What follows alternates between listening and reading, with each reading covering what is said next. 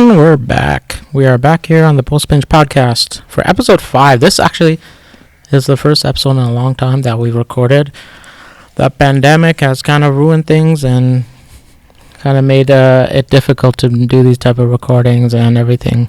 But I'm glad to be back to do this podcast and just listen to some new guests. And first new guest I've had in a long time. Her name? Juara Kash. Yes, sir. And she is here to talk about Kim's Convenience, a beloved Canadian show that has come to an end this year. Yeah. Are you pretty familiar with it? You finished the show completely, pretty much, right? I finished it. Well, I guess the one thing that you hate about me is the fact that I don't watch shows completely. I missed her before you binge, bro. You gotta finish it completely and understand everything. I don't know. I find it very, very difficult to watch shows from start to end. I tend to skip pieces or I skip episodes and I watch. And Kim's Convenience is one of those shows that I have. Skipped here and there. 85%. I believe I've watched it thoroughly. Yeah, 85. 85%. That's high for your standards. Yeah, that's a good number. This girl literally skipped from like season 2 to season 9 of Friends or something. No, I did not do not that. Friends? Which show was it you like skipped completely? It was Friends. Of course you did. Big liar. But do you remember how you came upon Kim's Convenience? It wasn't me, I don't think. Was it? No, it was not you. I remember when I asked you if you watched it, that was one of the shows that we actually had in common. Yeah, that's true. Yeah. I think it was my friend. It was my friend Donna. She was the one that put me on it. She was supposed to be here today, but unfortunately she can't. We miss her. We miss you, Dawn. Next time she'll be here. Hopefully. Yeah, hopefully. Fingers crossed. Yeah, she was the one that told me to watch it, and I watched the first. Well, actually, it's kind of similar to why you wanted me to do this podcast with you. She was like, hey, like this show reminded me of you and your life. And I was like, I should check it out. And you said the same thing. Yeah. I the thought whole it was very aspect similar. of having immigrant parents who have a small business and, how involved the children are in the business, that sort of background. It was really interesting to me. And I don't know, I loved it. Yeah. The thing is, it does really relate to you. So Jua's family runs a small business. Same with in Kim's Convenience. I'm running this convenience store. And then there's a daughter who does a lot of the work and does a lot of the English writing and teaches them certain things that like they have no capabilities of learning on their own. They don't go to school. They immigrated to Canada. And then they go through this whole process, but they're successful. And just like Jua's parents, very successful. But I don't know if they would be as successful without you. Like, Stop. Honestly, it's pretty crazy because you helped raise your little brother, and you also did like a lot of their business, like a lot of paperwork and English emails. You still do to this day. So they got a lot to thank. You got a lot to thank them for, and I think they've got a lot to thank you for. So it's a nice two-way street there. Absolutely. So in the show, who's your favorite like character, actor that you relate to? Maybe someone. Well, obviously it's got to be Janet if it's the one that you relate to. Maybe. Well, I wouldn't say my favorite character is Janet. I think my favorite character has to be Appa. Appa, yeah. I think he's everyone's favorite character. If you watch Kim's Convenience, he's the man to love. His personality. It reminds me a lot of my father, which is strange because my dad's not very like chirpy and like funny, but there's something about his role in the family, the way that I guess the rift between him and his son, the way his relationship is with Janet, it all reminded me of my dad. So I think he's got to be my favorite character. That makes sense, actually. I was thinking it'd be Janet right away for you, but that actually makes more sense because I think Appa is more like your dad than Janet is like you. Exactly. Because, you're not a photographer. No. You're not at all. Pursuing the arts and that type of arts. Nope.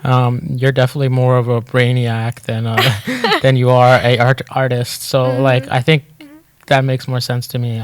Explained it that way. So yeah. Who's your favorite character? For me, I like Kimchi. Kimchi. Kimchi, because he's like the clown, and like he's the so lovable, cute. lovable, huggable guy. Yeah, just like you. Yeah, I like to be that like quirky, comedic, like always goofing around type of guy. He's really like that, and it's funny because he grew up obviously in like I think in gangs and stuff. Or he was pretty like hardcore in his earlier days, and I grew up in a bad area, and like I'm not nothing like a gangster or anything like that, but like I obviously didn't grow up in the best like neighborhood and upbringing and stuff. So and then going from that and still being like a lovable, fun guy at the end of the day.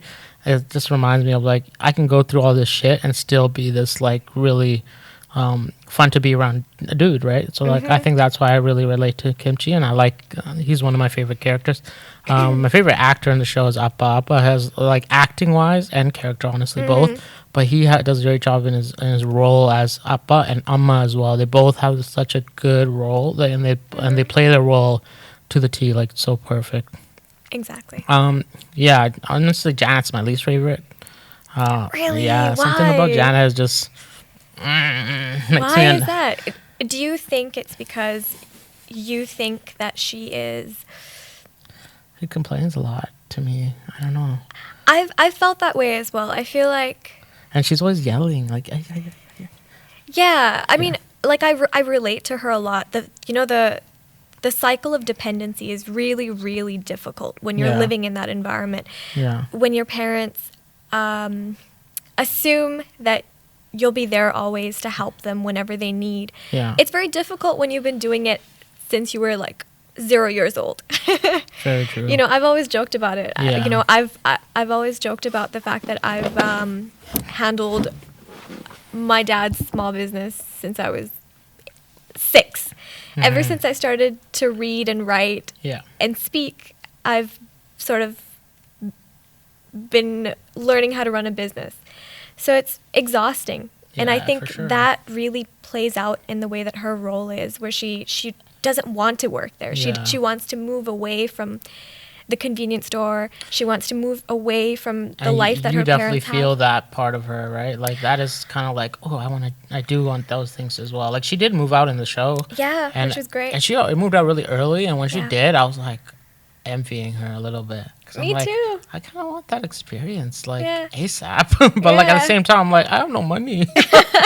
Especially living here. Yeah. But you know what? You've had that experience. At least, even if it was short, you've had that experience. I've never had that experience of living on my own. And that's something that I do eventually want to do. And when I was watching her, I was like, if she can do it, I can do it too. I want to. I'm going to try to convince my parents.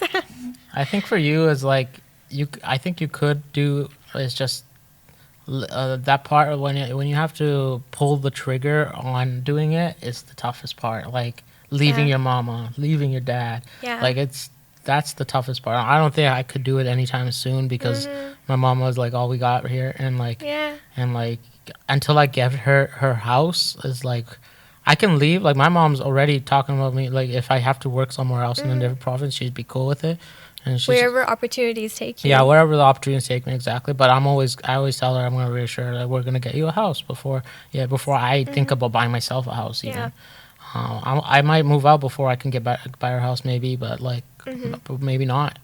It just depends. And it's just life, you know, it's different for everyone. Like some people, I think it has a bad like reputation of being at home, I guess. Like, you know, or what's the word for it? Like, you know, it has a bad I think the difference is cultural. Yeah. I think South Asians and also white people in general, they want their kids to leave. You know, they like, I want you out of the house at 18 so me and your dad can finally have our time together. Yeah. But in our culture, it's like if you leave your parents, it's like you hate them or something. It's like not the case at all. Like. Well, that's because of the grow. way that our cultures are, right? There's so much interdependence. There is so much, I wouldn't say love. Sometimes it's, even if you don't want to be a part of that situation, it's kind of a societal thing. Yeah, it is. You know, your family or your people in your cultural background, they're always keeping I guess, tabs on you. I think all So the time, if you yeah. do something, if you move out, if you, if you choose a creative career, all Yeah. of these things affect the way that And that's Janet. society looks at you. That's exactly what Janet like did. Janet's mom always reminds her, like, what are you gonna make money? And always, like, Yeah. they're always kind of bringing that into the fact, like, what are you gonna do with photography, right? Like, Yeah, and absolutely. I think a lot of people in Asian community, in Asian first generation Asian Americans and Canadians and anyone British, they all feel the same way, where we're like, damn, we can't pursue our passion because it's an art, or it might not make as much money as being a doctor or a lawyer or any of those type of mainstream jobs. Yeah. And the thing is, some people just don't have. If you don't have the passion to be a lawyer, you're not going to be a good lawyer. Like, there's You're no going to be chance. miserable You're at gonna be it. miserable. Plus, you'll probably be bad at it because you don't like it. Yeah. And you won't make money if you're not good. If you're not a good lawyer. Like, same thing with, like, a lot of people can make hella money in real estate, but if you don't have the skills and the passion to actually sell things and sell a home, like, you're not gonna make money, because you make money on commission, and, like, how are you gonna make money if you? So you might make more money directing a movie, a small time movie, every now and then than selling one house every 3 years. Like, Yeah. like, I don't know. I just think it's a tough place for these Asian community kids. Yeah, you know how for Janet, I guess even until the end of this season, her parents have always kind of been questioning her ability to be successful in her photography career. And we've spoken about that, where you've had to convince people continuously. It's a process of convincing people that you belong here. This career is going to do you well in the future. Was that something that you saw and you were like, wow, I relate to that? 'Cause being in the video production film industry, like, just doing this, like, I think these are some of the things I've done to try to prove to my family that I can do this. Like, even though I'm not making money off this, I'm having fun. I'm getting experience. I'm putting it on my resume, which will get me a job at some point. Video editing or producing or directing or screenwriting, whatever it is, or just being a camera guy or an audio guy. Like, it'll get me in the door and make me money somehow. So you just got to push forward and put your front foot forward and, like, actually, like, work hard, because what I did was always, every time I made up something I was proud of, like any video I was proud of, I always show you. I always show my mom. I always show my brothers whenever they're around. Like, if I can, I'd, like, put it on the big screen and be like, what do you guys think? I love criticism. Like, you give me so much criticism. And, like, so I love it. But why you shook your head like that? Because, like, you do give me a lot of criticism, let me tell you. Criticism is good. better I than love flattery. It. That's the thing. Like, one of our professors, actually, or instructors at this school where we're filming at BCIT, gave us, I thought it was a well done video and produced everything, but they, like, they thought it was good, but they said, like, it's pretty basic, and, like, they expected more, and they were really, like, strict and, like, giving us very, like, specific things, which I love when you're specific about what you think would make it better. I totally agreed about everything, and I was like, yes, I'd rather have this than to walk out of this room super happy knowing that it isn't the best I could have done. Like, exactly. And, like, knowing that I could do better is always better, because you can always do better than anything. Like, there's always room for improvement, and you gotta show your parents that if you're pursuing something that they don't agree that you can make money off of or you can have a career in, show them that it could be a career. Like, even give examples of how other people have done it. Exactly. And if you're worried that you're an Asian if you're worried that you're from an Asian descent and, like, there's nobody in the film industry, well, watch this show, Kim's Convenience, because Kim's Convenience does a great job in showing the majority is a minority, basically, in this show. Where most of the cast, it is most of an Asian cast. So it's I'm really proud that this came out of Canada. It's a Canadian television show that airs on CBC. It just recently finished. So we were just talking about minorities into film and television and Asian representation. What are your, like, thoughts on where that's going in today's film and television industry? Asian representation. This is such a It's such a large topic to discuss, Definitely. given the amount of time that we have. Yeah. But I think we've spoken about this Mhm. for hours and hours. Yeah, we always talk about this. But I think that there has been improvement. There are shows now that are casting,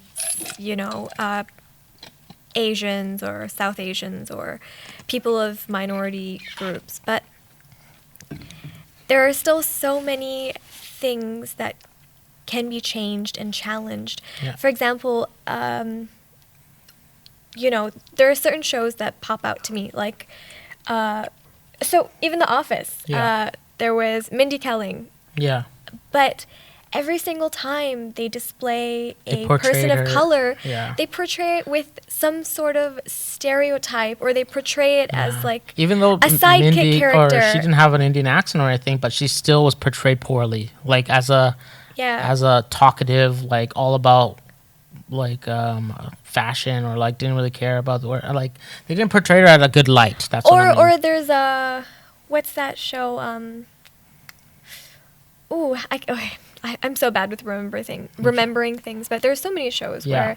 where, you're never given the main character. You're always the Yeah. friend, or you're always that strange, nerdy Yeah. brown girl or brown boy in a class. And yeah, That's even if just you there. are a side character, I'm glad, I'm okay with giving them side character roles or not main character roles, but don't always kind of shit on those characters. Don't make them give them bad characters, not well developed. They need to have levels to the character. So you Yeah. notice a lot of these white characters, they always have levels to them. They have development to them. They're not yeah. one-sided. They have like multiple Yeah. factors to them, and that's why we relate to these characters, even though they're not even our color. Like I related to like white people when I was a kid because that's all that was there That to was relate all to. that was available for us Yeah, to see. that was all there was really to. But I'm glad some of these kids can relate to. Even superheroes that are different. Like there's going to be an Asian superhero movie that's Jung in this movie. He is going to be the actor for it. Yeah. There's Black Panther that broke records. There's a women movie like Wonder Woman that did great. Yeah. And there's a bunch of stuff coming out like that. That's what we were going for, but it's not there yet. Where we want it to be equal. Yeah. Like it should not be. It should not be like we shouldn't be like patting ourselves on the back for finally having our first main cast being a minority Yeah. in 2020, like Yeah, I don't think we should be praising. I guess I don't think we should be praising someone or something or the film industry for doing the bare minimum. Yeah. Because a show like this should have happened years ago. Yeah. But I guess we're on the right path, and the only thing that we can do is to watch these shows Yeah, and to support support them. And it was really disappointing the fact that the show ended. It cut early. It cut early. And I didn't do my research to see why exactly. It might have Yeah, been I'm not funding. It might have been funding, but it is all Canadian television as well. Yeah. But it might have been even the creators that were done. But A lot of these shows, though, can be saved by producers or Yeah. people who. or they take them to another network and stuff like that. Yeah, Netflix could yeah. buy it out and make it more of them, but like, or even the main characters, if they're done, they're done. Like they might not want, like Jung is the actor. I'm not sure his name, but he's Simu Liu or something. He's taking on a Marvel movie, and that's is. in the Marvel Cinematic Universe. That's huge. But he was very disappointed Yeah, he about seemed the very show disappointed, ending. yeah. He's been tweeting about it. He's Yeah. been posting about it. Yeah, he was really upset because then the show could have gone a lot. It could have. Because it's not like 20 episode seasons. They're only like 13 episodes, so like it could have gone to Sure. 6 seasons, 6, 7 for sure. And I think there was so much potential for the show to end Yeah, a certain way. We were talking about this earlier. We were talking Yeah. about the ending, yeah. which was quite disappointing, and it felt almost unfinished in a way. Yeah, it was like a little bit like an anticlimactic ending. Anticlimactic, indeed. And the reason I say that is because they did have like a lot of stories developing in the process, but that last season was all like kind of maybe it was COVID that kind of made it happen like that, but it all just got tossed together and didn't have a real good ending because they had all these stories starting and then they had to abruptly end them. Like they needed another season. They needed another season to wrap things up properly, and maybe they get it in the future if not. But the reason I'm saying this is, let's bring up some examples. Like Janet revealing she had the reveal of her being possibly either bisexual or lesbian, and they had that for an episode or two, and then they didn't get to develop on it. Like the episode right after that, the mom tried to set her up with another Korean dude, and I couldn't tell if she was into it or not, and like she wasn't, and then she was, and it was very inconsistent with what you're trying to do. They should have pushed the bisexual angle more, or her sexuality, and talking to the parents, because he did talk to Appa, and then Appa made it as a joke. So it just kind of teaches kids to like not tell your parents, because then they never said that it's okay for her to be a lesbian or bisexual. Never like got to that point. I feel like they needed one more season so Appa and Amma could like have a good conversation and actually get through that, because I know it was going to be rough no matter what, especially for Appa, and like. Well, it's such a taboo topic for sure, especially within our cultures. In our cultures, yeah. Exactly. And not only that, I think there was actually a lot of important things that came up in this final season 5, right? Yes. With Amma's her multiple sclerosis. She has MS, yeah. Right? We find out, and we also have that episode where she where Appa finds Janet's weed stash. Yeah. And he's like, he's so confused and like he's mad about it. But you find out that it's not really Janet's. Exactly. It's Amma's. Yeah, and then he ends up eating a weed brownie, and that was so funny when Appa was high. That was hilarious. That was such a great episode. Okay, this is so bad, but I've always been curious. Like, I've always wanted to, just like give my dad a weed brownie or something. Oh, that's where you're going with this. I thought I was like, I want to try. I'm like, no, I never have, never will. Yeah, exactly. No, I've just been curious because my dad is so. He's very... maybe in the future, if he has pains and stuff from working so hard, like him and your mom might have pains in the future, you could be like, yo, what's going to help that pain better than Tylenol 3, I don't think they will. But I've just been curious. My mom, I want to see we talked about it with my mom, but not like straight up having like an edible, like putting on creams and stuff that are made of marijuana. They have like topical creams. Stuff, so that might help her pain with like psoriasis and stuff she has. Yeah, she has arthritis. Arthritis, as well. yeah. So that kind of stuff might help by using it. And it's medicinal. Like that's why it became legal in the first place. Exactly. Is a lot of people use it for their health, and I think it needs to be more like for Asian communities to kind of accept it. It's not the devil's lettuce. It actually helps. It heals, or it takes away pain. Like how could that be something the devil gives? And another thing I wanted to chat a little bit about is it's a Korean television show. I love Korean food. Oh. Well, my favorite thing is their chicken wings. Korean fried chicken. Some next level stuff. I'm hungry now. I'm hungry now too. You're gonna have to buy me food. I know, but Korean barbecue, and like I love Asian food in general. And I thought the show I think did a great job in talking about Asian food a lot, like Korean food. I'm always cooking, and like they have specific food names, and I'm like so intrigued because I love food, and I'm like these cultures, and I've never heard of a lot of these foods. Yeah. But like she's cooking them, and they make it sound so good. The soup stuff she makes. So yeah, if you're Korean and you know me, like maybe cook me, let me know too. No, what we really want is people to comment down below all the really good Korean restaurants, like the must-eat Korean restaurants in Vancouver, and we want to support those restaurants. Hell yeah! Especially in the middle of a pandemic. Oh yeah. Well, we won't order off Uber. We'll call the restaurant itself and order it, and then we'll go pick it up. We don't even need to deliver. We'll give business directly to the business. Yeah. So we talked a little about convincing immigrant parents to support, like pursuing passions and stuff. But let's talk about immigrant parenting style in general. So, Appa in the show is very, I wouldn't say like strict, but he's very like traditional. Yeah. And like very stubborn. And that's why I think you can relate to that type of parenting style where they're so stubborn. And parents are always stubborn, like we did it, but I think Asian parents in general are the most stubborn because they're always right, or if they're wrong, they have to be right. Where like it doesn't matter. Like you're either getting a beating or you're gonna do what they say. You know? Yeah, it's always my way or the highway with Asian parents.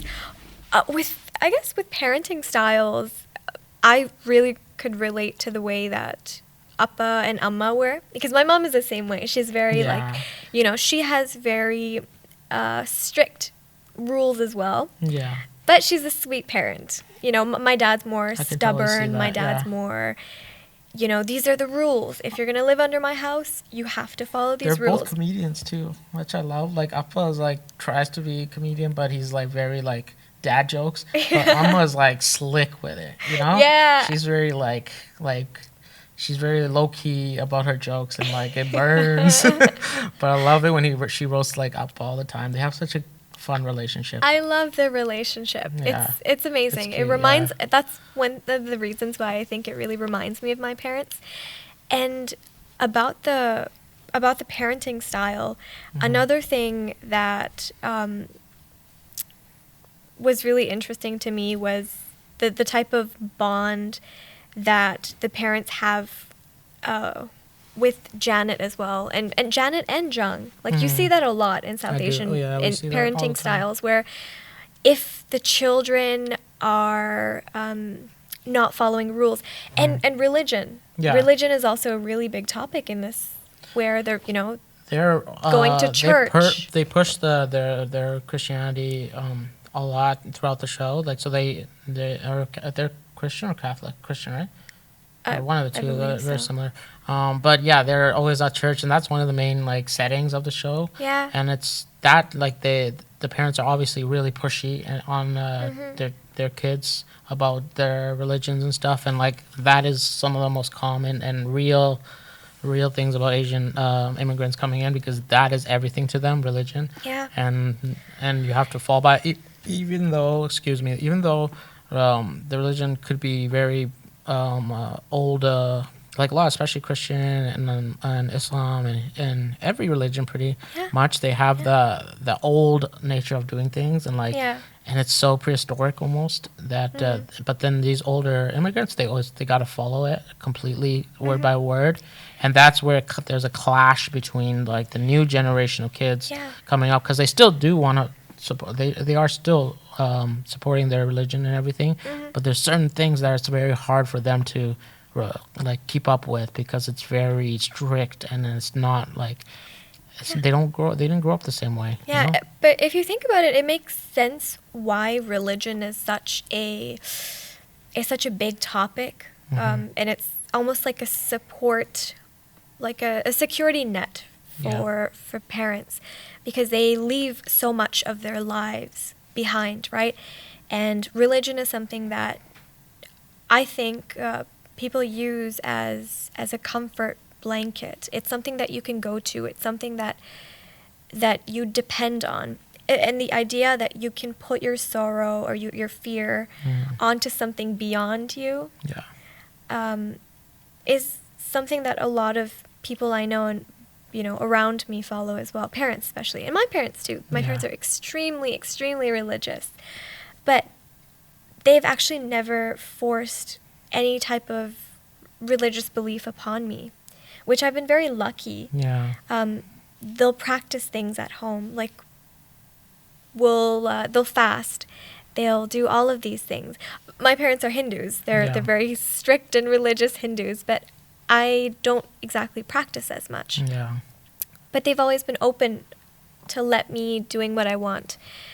And it really made sense to me. Yeah. How about you? I think your parents are doing it the right way, where they're not forcing it upon you. Because as a child, when you force a child to do something, it never goes right. You can never force someone to do something. You rebel always. You rebel all the time. Like there's always that joke where you if they rebel in the opposite way of like kind of like what you want, and kids do that all the time. And like I think growing up that way, being forced, it's not a good recipe for trying to get your kids to do that. So if I'm trying to get my kid to do something, I will do it your parents' way, where I'm like, here's what I do, and if you think it's cool, then you should do it with me. Or like, if you want to spend time with me, do it with me, and we can bond with it together.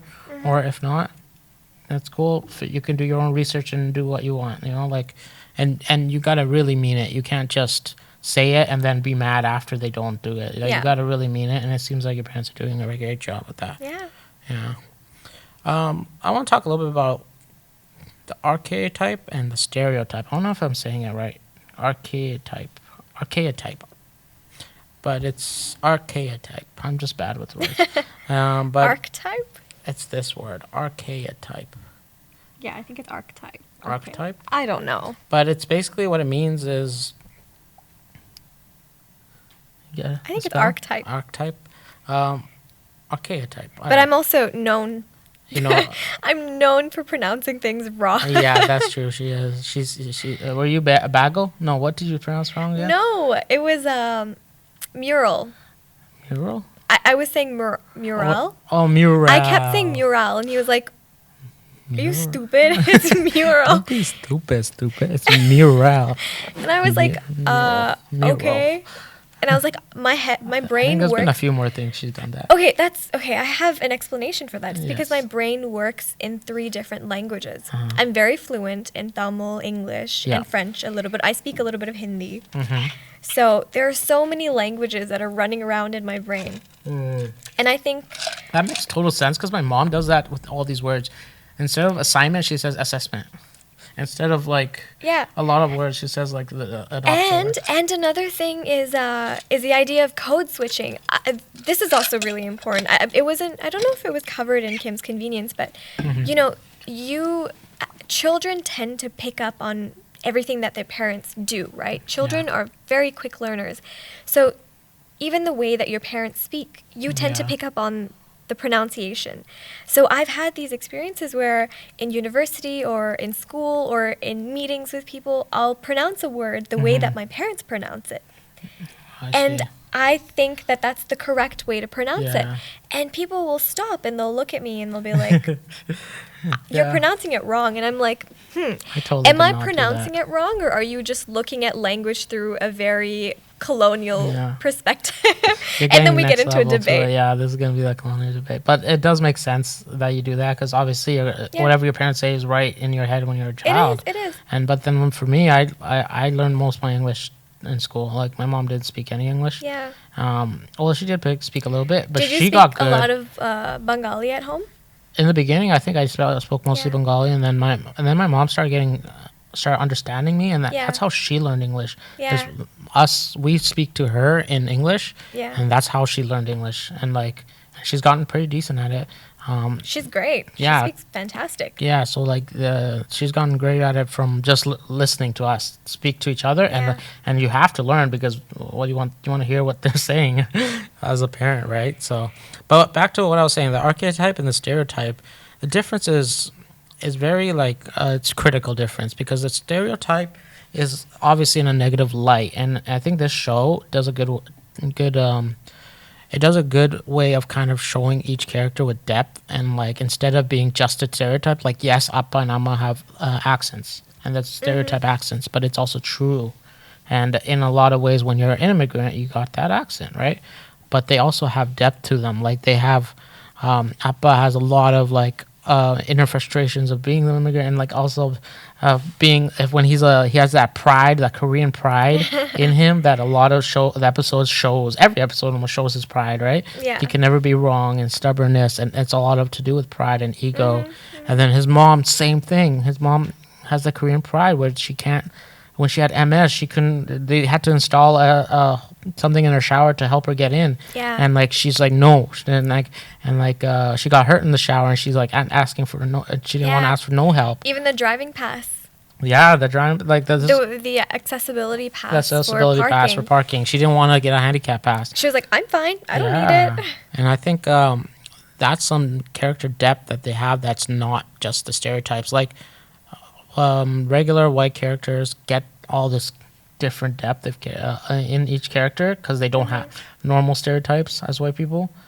But any minority, we have hella stereotypes. Yeah. So film and television always have to show it, like have to push it, because that's all the character we get, is we only have room for these stereotypes. Yeah. And Kim's Convenience shows that you can have this stereotype still, the true ones at least, and add on to it with all these different levels of character development. And and you have to do that through seasons and episodes of shows, or even in a movie, just having to add to the character piece by piece, because you can't just leave. That's what I hate about some of the representation that we do get, is just a brown person is a taxi driver or works at a convenience store, or a brown person is what is it called when you're on the phone, technical help or whatever.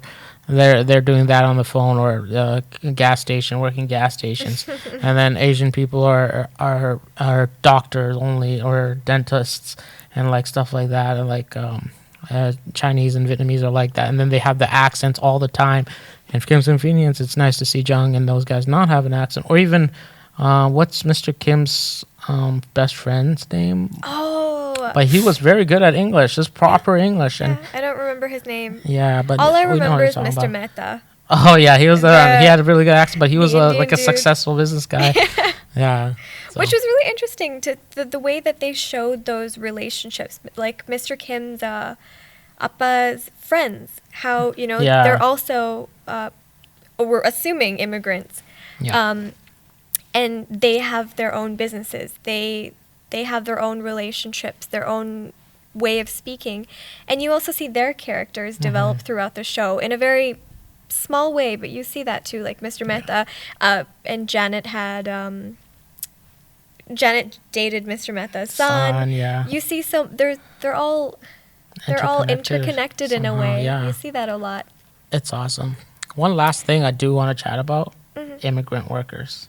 How friggin' good are immigrant workers? They work so hard, and that's what Amma and Appa represent, especially Amma over Appa. But they represent like the grind. Like they work from 0 to like 100. Like they literally go from driving cabs to owning small businesses, or like your parents did it that way too.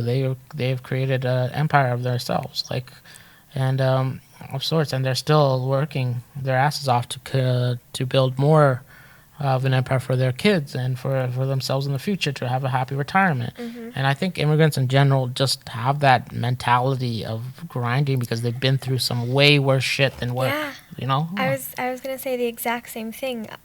The one thing that I've really, really admired about people in my life, and my parents as well, is the fact that they're so willing to take risks. Yeah, I've noticed that in so many people of color. We are always willing to take risks, because like my family, they've come to Canada from a country that had a civil war or a genocide, whichever you want to call it. And when you come to a country with nothing in your pockets, you have no money, you have no education, there's this language barrier, you don't know English at all. There's this drive to make it, because now you can give your children some sort of security. And that's something that I've discussed with my parents all the time. They always tell me that I should be lucky that I don't have to fall asleep and wake up, worrying that will I be alive the next day or not. Yeah. And that so many people have that experience, and it drives you to take risks, to build businesses, to work as hard as you can for your children. And I think we see that, and we value that, and we respect that. And I think we need more shows that portray these relationships, and how much dynamic, and how much there is to discuss about South Asians, or Asians in general, people of color. There you go. There's so many terms to throw around. Yeah, I know. I'm like, am I missing someone? Exactly. There's always you something don't want to we're miss missing. anyone. Yeah, so people of color, or like minorities in general, but we could say minorities, but honestly, we're the majorities now. In the world, we are the majority. So take that. In your face. In your face, after after thousands Oh, of can I years. ask you one last question? Yeah. Before I know Okay. we're running short on time. Yeah. But whose character do you think developed the most? Whose character developed the most? Yeah. In my opinion. From season 1 to season 5, like whose character have you seen? Okay. You're like, wow, they've had an immense growth, or their character has, like, they've gone through so many challenges, and you see that, and you, I think if I had to choose one that had that sort of development, I really think it'd be. I think it's Jung. Jung. I think Jung had the most development from beginning, and like obviously he had his, even before the show started, we know his past was bad, and Yeah. he stole from the store, and that's how he got kicked out of his house, or he moved out, and he found his way helping working at a car wash, and then moving all the way up to managing and stuff, and just being changing his life and making a positive change and getting out of like the gang life, I guess, and like moving into the more of a professional side of things, and like being a good family man now, and like helping Yeah. his mom whenever, and helping his dad even, and kind of getting their connection back slowly. I wish the show had more time to put them back together and develop that a little bit more, but I think they did a good job in that part. And yeah, and the relationship between him and his sister was always great, and it's always nice to see. How about you? I was going to say the exact same thing. Really? You Yeah. got Jung too? Yeah. That's awesome. We think Always on alike. the same. Yeah, on the same page here. All right, we're about done for this episode of the Post-Binge Podcast. Welcome back to the Post-Binge Podcast. This is the first one in so long. Like, it's been almost like, I don't even know how long. I haven't filmed an episode in a year and a half because of the pandemic, but Yeah. I'm so glad to be back. And it's fun just talking to a bunch of people all day and, like, about my favorite shows and, like, Yeah. and the themes that go with it. It's always fun. So, yeah, Jua will be back for more episodes for sure. Even if you want her back or not, she's going to be back. Rude. But if you liked having her on, let me know, and I'll definitely try to get her on more often. But yeah, thank you so much for watching and listening. Try to leave a like on the YouTube, but also give it a thumbs up in wherever you're watching on the platform. I think Spotify, I'm going to be on Apple, Google Play Music, whatever it is now, Google Podcasts. Just give it a thumbs up. It really helps. Give us a review. That would really help. Yeah, anything that you can support us with. Thanks so much, and I'll see you next time. Peace.